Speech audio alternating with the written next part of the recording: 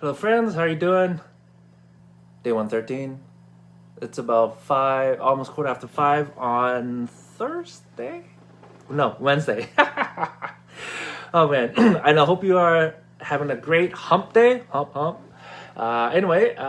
So today, I'd like to share with you some thoughts or some points that I had read off of a post.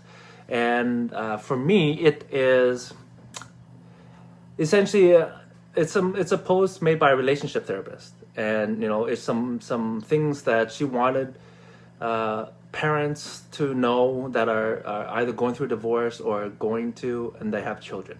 And so for me, if you heard in my last story time Sundays, I didn't go through a divorce myself. I was a young adult when my parents were going through a divorce, but I was kind of stuck in the middle for 4 years, and for me that was a very traumatic experience. And so I read this post and I was like, wow, a lot of some of the points really resonated with me, and and then but the rest of it is very it's sensible. It's just simple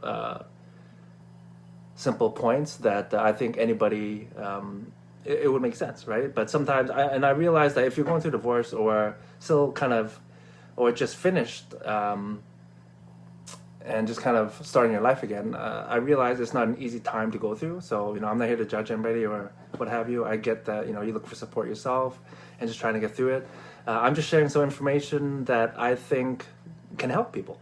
And so for me, if I find stuff that can help people think about and prevent any unnecessary suffering, I'll definitely try to do that. That's what I do with all my posts whenever I can. So, anyways, I'm not going to read the post verbatim, but I'm going to share a few key points that she had written, and I'll see if I can copy and paste. I don't know if I can on the live or maybe in the comment section. I don't know. It's kind of a long post, so that's why I wanted to kind of read it.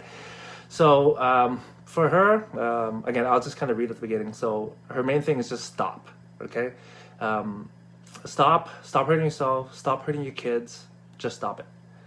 And this is her writing. I'm a single mom who unmarried and became a relationship therapist. I come from parents who were married several times.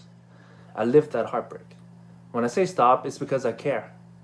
I care about you and want you to care about yourself, and most importantly, your kids. Let's just say that when I say stop, I'm speaking from thousands of hours of heartbreaking conversations with kids who were given no choice but to endure their divorced parents' love lives and forced to witness your revolving door of new partners. And so for her, she wants to be able to be a voice for the kids who really, a lot of times, are caught up in a divorce when that's happening, and many times they use as pawns. And so for her, she just wants to be able to share some points that hopefully you can again prevent your kids from going through some suffering and some heartache, because that's what you may be doing if you're putting your kids in the middle.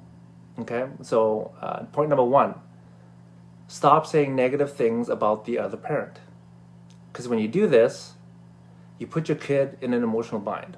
They want to be emotionally free to have their own relationship with the other parent without feeling that they are betraying you. So stop it. And for myself, my personal experience, that's exactly what happened to me. Every single day, each of my parents would slander the other, and that again, that just killed me. So, point number 2, stop using dating as a distraction from dealing with the pain of your divorce. She writes, go to therapy. Number 3, stop and heal yourself. So you quit behaving like a victim.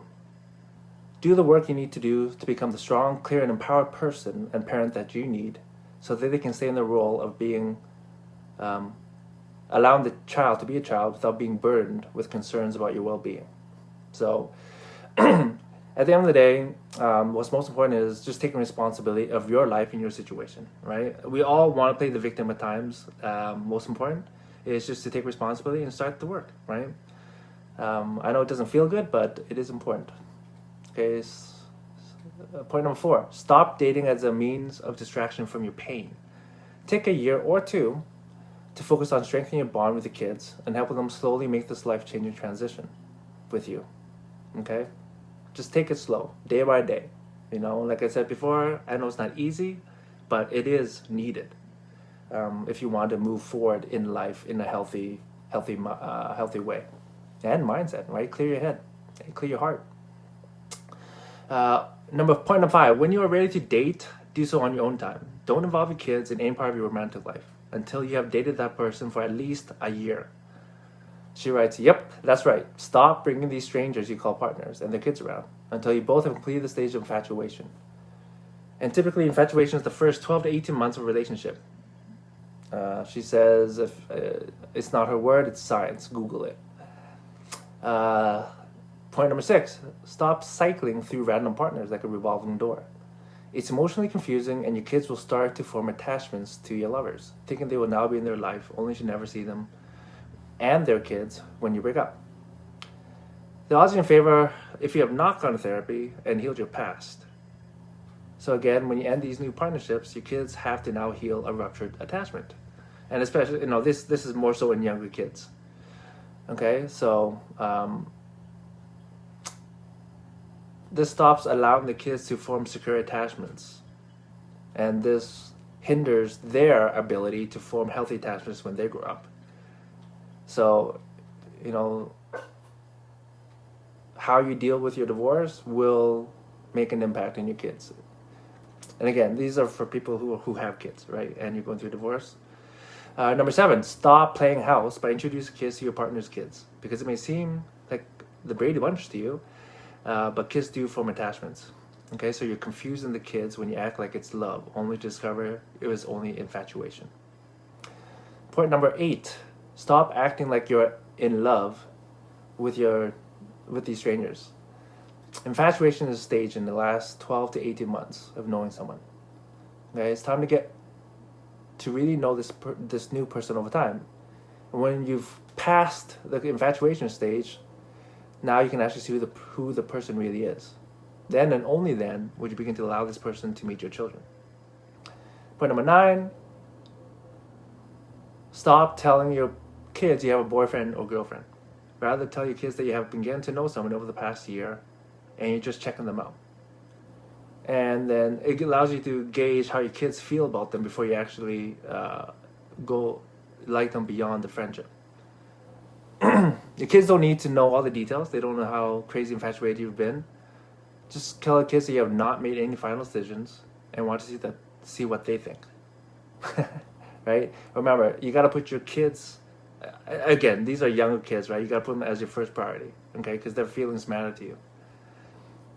Number 10, and this is the last point: stop avoiding the pain of your divorce, past breakups, and that impact of that less than Disney childhood you survived, and value yourself enough to do the healing work so you can start living and acting from a place of self-love and personal power.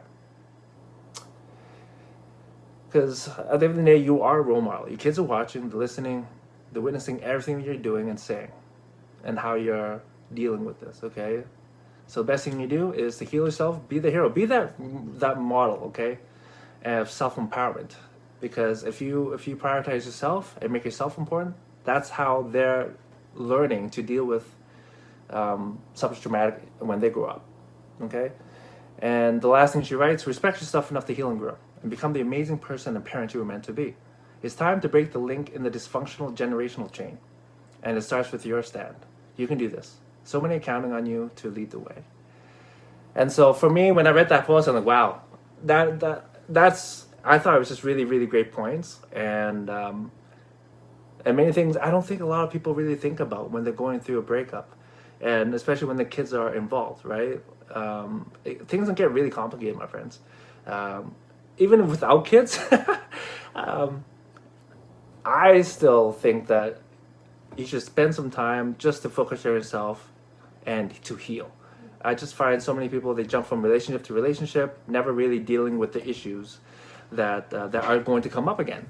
One of my previous posts, I talked about attachment style, and a lot of times that plays a huge role in why we keep jumping from relationship to relationship to relationship. And so, I'll in the comments, I'll try to copy and paste what she wrote, and if I can also post her website, but I just thought it was really great information, so I just wanted to share.